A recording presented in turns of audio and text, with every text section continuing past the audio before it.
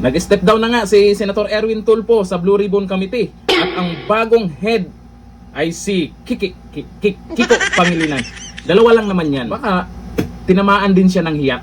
Kasama yung pangalan niya na nabanggit ng mga ex-soldiers na di umano'y nadidilibiran ng mali-maletang pera at babae pa. O di kaya'y hindi niya kaya. Hindi naman oobra yung mga pabendalo niya dyan. O ayon dito sa balita ngayon, nag-inhibit na si Senator Erwin Tulfo sa pangunguna ng investigasyon sa umano'y anomalya sa flood control projects matapos siyang madawit sa mga aligasyon ng ilang testigo. Ay, nahiya din. Ayon sa mga ulat, si Senator Kiko Pangilinan ang mamumuno sa isang subcommittee. May pa-subcommittee pala tong mga to.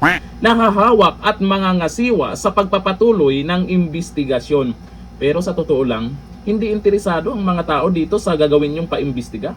Lalo dyan sa manumalyong flood control project. Mas interesado ang mga tao doon sa investigasyon nila Senador Marcoleta at yan yung inaabangan ngayon.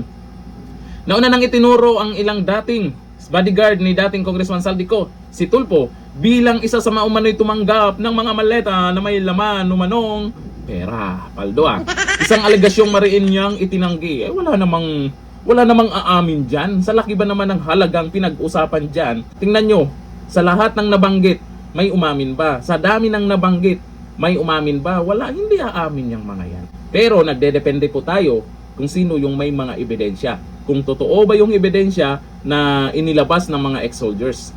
Sa kabila ng kanyang pag-inhibit sa kaso, iginiit ng kampo ni Tulfo na magpapatuloy ang pagsisiyasat sa pamamagitan ng subcommittee na pamunuan ni Pangilinan. Ay, sus, kayo lang din naman pala. No choice ba? Kasi kailangan talaga na abogado ang magiging head dyan sa Blue Ribbon Committee. Lalo na dito sa usapin po ng flood control projects. Yun nga lang, no choice sila.